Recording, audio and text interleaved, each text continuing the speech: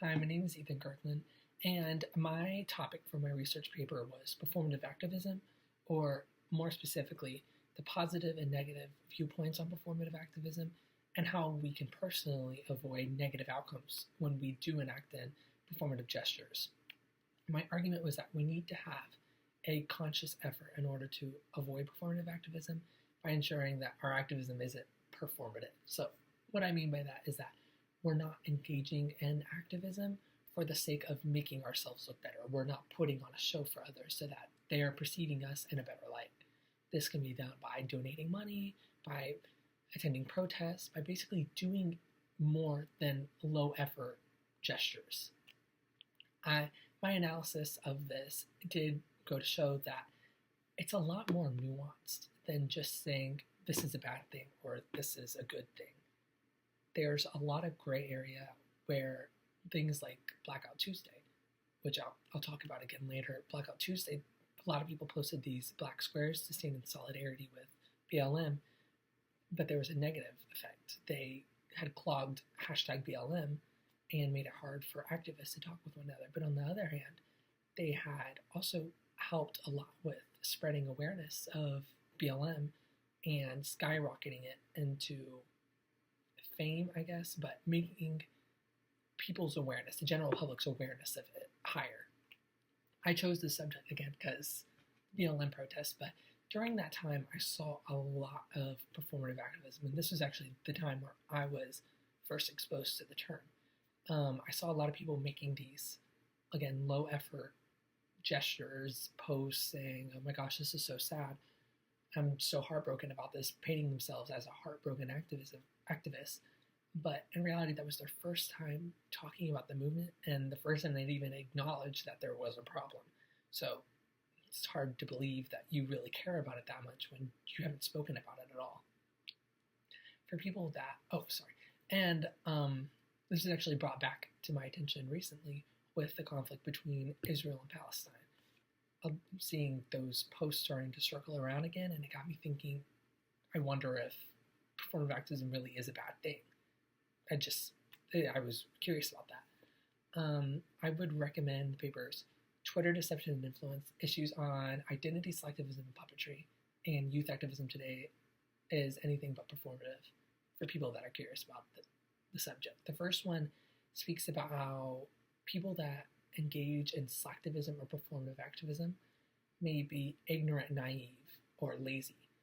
So they may be willfully staying uneducated about the topic or doing these low effort forms of activism because it's all they need to do. For example, like influencers, they have an audience that is urging them to speak about it, so they make a quick little post or something talking about a movement that they're expected to speak about, when in reality they don't really know about a lot about it, and they don't want to. They're staying ignorant to it. It also talks about how political parties benefit from selectivism or performative activism and how they might actually engage in it. They say that they do things called sock puppetry or meat puppetry, and this is where they'll create false personas online to promote the political party. They're using these false personas to make low effort posts on things like Twitter or Facebook, but these posts are reaching real people and kind of persuading them. The second one speaks obviously about youth activism. Today's Anything But Performative.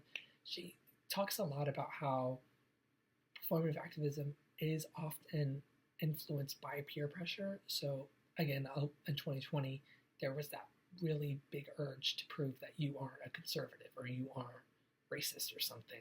So people would make a post and they would have to establish their opinion so that they wouldn't be alienated from their peers.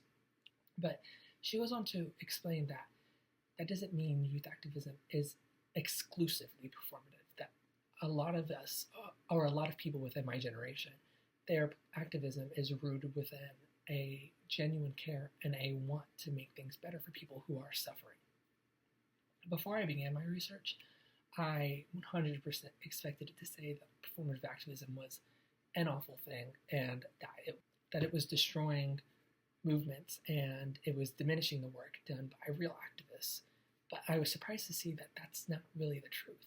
That, like I said earlier, it's a lot more nuanced, and that you can't just say, yes, it is bad, no, it is, yes, it is bad, yes, it is good, because there's more gray area to it. There's a lot more that you have to take into consideration before you can come to an outcome like that. In my research, I did actually hit a roadblock. The term performative activism goes back to 1998, but it didn't really start to rise in familiarity until around 2020 with the BLM protesting. So it made my access to information a lot more limited, and meant that I had to use a lot more specific wording when searching for it. So, for example, I couldn't just say performative activism. I had to also say performance activism. I also had to look up virtue signaling and slacktivism and a billion other things. But because of that, I was able to find a lot of really good research. But then I also noticed that a lot of it was very negative. A lot of it was like, no, it's bad, no, it's bad, no, it's bad. So it took a long time for me to find positive research, things that put performative activism in a positive light, like youth activism today is anything but performative.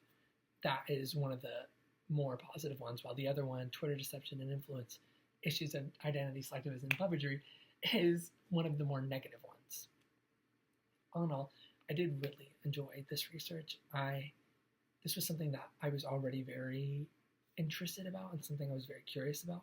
So this research gave me the opportunity to become more educated on a topic that I wanted to be educated on. Thank you.